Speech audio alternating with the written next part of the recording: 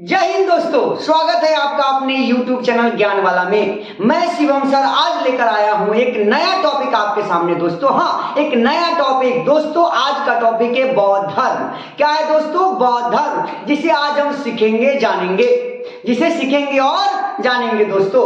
मेरा कहना है दोस्तों कि कहां कोई मिला जिस पे दुनिया लुटा देता, हर एक ने धोखा दिया दोस्तों, किस किस को भुला देता। आइए सीखते हैं और जानते हैं बौद्ध धर्म के बारे में दोस्तों। आज का हमारा टॉपिक है बौद्ध धर्म, जिसका पार्ट 1 आज हम देखेंगे और सीखेंगे। बौद्ध का शाब्दिक अर्थ दोस्तों, पूछता है कि बौद्ध का शाब्दिक अर्थ क्या होता है दोस्तों? तो प्रज्ञावान होता है। हाँ दोस्तों, प्रज्ञावान होता है, अर्थात बुद्धि से युक्त। जो बुद्धि से युक्त हो वही बौद्ध है, अर्थात बुद्ध जो थे वो बुद्धि से युक्त हुए। अर्थात यहाँ पे हम बात करेंगे कि महात्मा बुद्ध के जीवन से संबंधित सभी है ना तथ्यों के बारे में जानेंगे, बौद्ध धर्म के बारे में जानेंगे, उसकी शिक्षाओं के बारे में जानेंगे, उसके जो भी शिक्षाएं हैं जो समाज में काफी विकसित हुई और काफी दूर दूर तक, सिर्फ भारत ही नहीं विश्व तक ये फैला। ये धर्म कैसे विकसित हुआ इसके बारे में हम जानेंगे। आज पार्ट 1 के कुछ तथ्य को हम देखेंगे, फिर पार्ट 2 में हम इसके बारे में जानेंगे। अच्छा, बौद्ध धर्म का संस्थापक किसे माना जाता है दोस्तों? महात्मा बुद्ध को कहा जाता है, महात्मा बुद्ध को माना जाता है।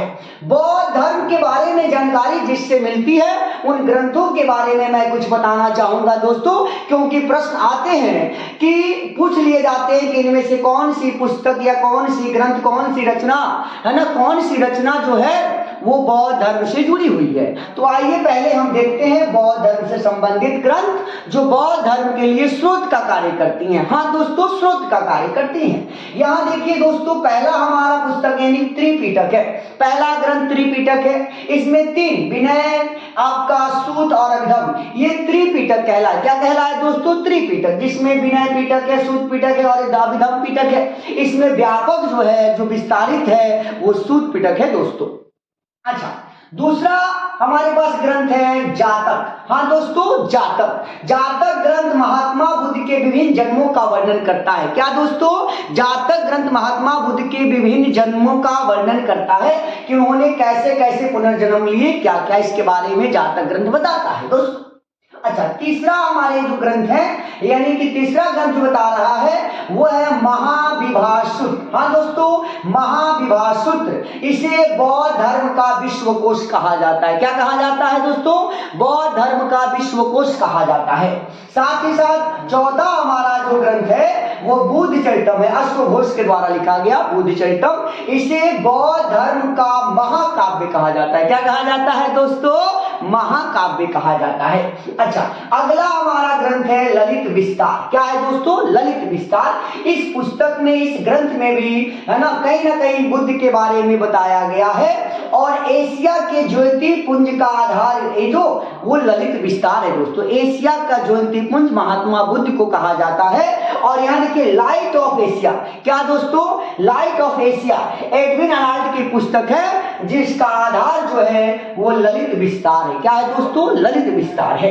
अच्छा, अगला हमारी जो हमारी पुस्तक है यानी ग्रंथ है वो है महावस्तु। क्या है दोस्तों? महावस्तु। इसमें भी महात्मा बुद्ध के जीवन का वर्णन मिलता है। क्या मिलता है? महात्मा बुद्ध के जीवन का वर्णन मिलता है दोस्तों। अच्छा, आगे बढ़ते हैं। 7वां ग्रंथ हमारा जो है वो अंगुत्तर निकाय है, जिसमें 16 महाजनपदों का वर्णन मिलता है। कितना? 16 महाजनपदों का वर्णन मिलता है। यह सबसे प्रमाणिक ग्रंथ माना जाता है बौद्ध धर्म का, जिसमें 16 महाजनपदों का वर्णन मिलता है दोस्तों। 8वां ग्रंथ हमारा है मिलिंद पहो। क्या जी? मिलिंद पहो नागसेन के द्वारा लिखा गया। इसमें हिंद यवन शासक मिनांडर और नागसेन के वार्तालाप का वर्णन मिलता है दोस्तों, वार्तालाप के, जिसमें बौद्ध धर्म से और मिनांडर ने नागसेन से बौद्ध धर्म की दीक्षा ग्रहण की थी दोस्तों। अच्छा, ये भी सवाल पूछता है कि बौद्ध ग्रंथ जितने भी हैं वो किस भाषा में अधिकांशतः मिलते हैं? तो अधिकांशतः नोट में मैंने लिखा दोस्तों, आपके सामने आपके स्क्रीन पे दिख रहा होगा कि नोट में मैंने लिखा है कि ग्रंथों की भाषा क्या थी दोस्तों? पाली। साथ ही साथ उपदेश की भी भाषा क्या थी? पाली थी। अर्थात तथागत या महात्मा बुद्ध जो थे वो पाली भाषा में ही क्या करते थे? उपदेश देते थे दोस्तों। हाँ दोस्तों, उपदेश देने की जो भाषा थी वो पाली भाषा थी। आपने इस भाग को देखा, हमारे सामने तथागत मौजूद है, हमारे सामने महात्मा बुद्ध का इमेज आपको दिख रहा होगा जिसे मैंने स्केच किया है आपके सामने मैंने इस बोर्ड पे। आप देख पा रहे होंगे कि हमारे तथागत ऐसे ही दिखते थे, तथागत ऐसे थे। अच्छा, आगे बढ़ते। मैं बार बार तथागत कह रहा हूं। तथागत अर्थात महात्मा बुद्ध को तथागत कहा गया है। महात्मा बुद्ध का मूल नाम भी पूछ देता है सिद्धार्थ। क्या नाम था दोस्तों? सिद्धार्थ। आइए उनके जीवन परिचय को हम जानेंगे। महात्मा बुद्ध के बारे में, उनके जीवन परिचय के बारे में जानेंगे।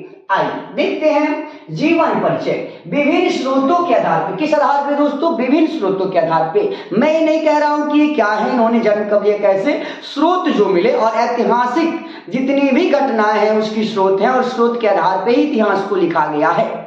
तो यहाँ पे ऐतिहासिक स्रोतों के आधार पे इनके जीवन परिचय को हम जानेंगे।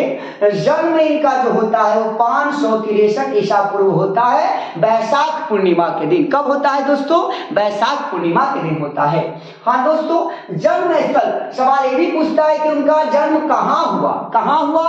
तो जन्म स्थल यानी कि लुम्बिनी वन की बात होती है, कपिल वस्तु क्षेत्र, नेपाल के तराई क्षेत्र में पड़ता है। सिद्धार्थनगर जिला वर्तमान में आप जाइएगा तो ये पड़ेगा और लोग यहाँ जाते भी हैं, जाना भी चाहिए। मैं ये भी कह रहा हूं कि लुम्बिनी एक बार जरूर जाएं, तथागत की जन्म स्थली पे आप जाएं एक बार भ्रमण करने। जन्म स्थल, इसका जन्म स्रोत क्या है? तो रुमीनदेई स्तंभलेख। हाँ दोस्तों, लुम्बिनी में ही है रुमीनदेई स्तंभलेख जिसमें जन्म से संबंधित प्रमाण मिलता है।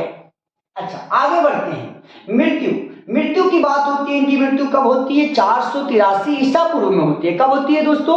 483 ईसा पूर्व में होती है। अधिकांशतः ये प्रश्न पूछ लिए जाते हैं, पीसीएस में पूछे जाते हैं, बिहार एसआई में पूछे जाते हैं, या अन्य स्टेट के एसआई में पूछे जाते हैं, बिहार पुलिस में पूछे जाते हैं, या अन्य जो भी इतिहास के यानी सिलेबस में है तो बौद्ध धर्म का एक है ना क्वेश्चन जरूर रहता है दोस्तों, उससे एक प्रश्न पूछ लिए जाते हैं।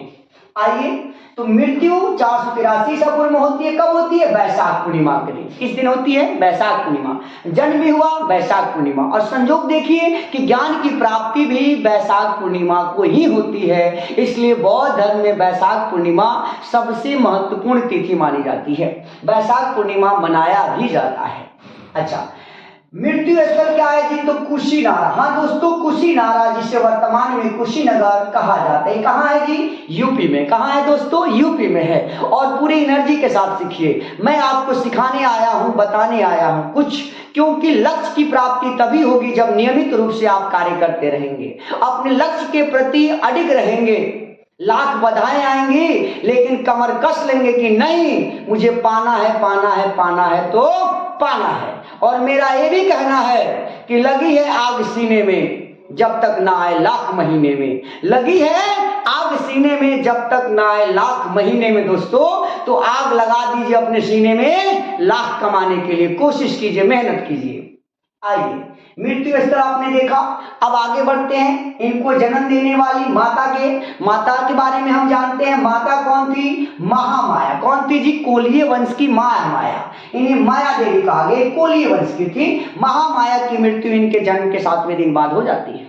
महामाया की मृत्यु हुई तो इनकी मौसी, कौन थी मौसी? महाप्रजापति गौतमी ने इन्हें पाला। पालने वाली माता कौन थी? महाप्रजापति गौतमी। गौतमी कहलाई, गौतम के कारण। अच्छा, पिता कौन थे इनके? सुधोधन थे। शाक्य कुल वंश के मुखिया यानी सरदार थे, शाक्य कुल के सरदार थे। तो पिता कपिल वस्तु के शासक थे। तो पिता के बारे में पूछता है कि इनके पिता का नाम क्या था? तो सुधोधन था। अच्छा, आगे बढ़ते हैं। मौसी के बारे में आपने जान लिया, महाप्रजापति गौतमी जो पालने वाली माता थी। पत्नी, इनकी पत्नी का नाम यशोधरा था। क्या था जी? यशोधरा। पत्नी का नाम यशोधरा था और ये भी शाक्य कुल कोलीय वंश के रहने वाली।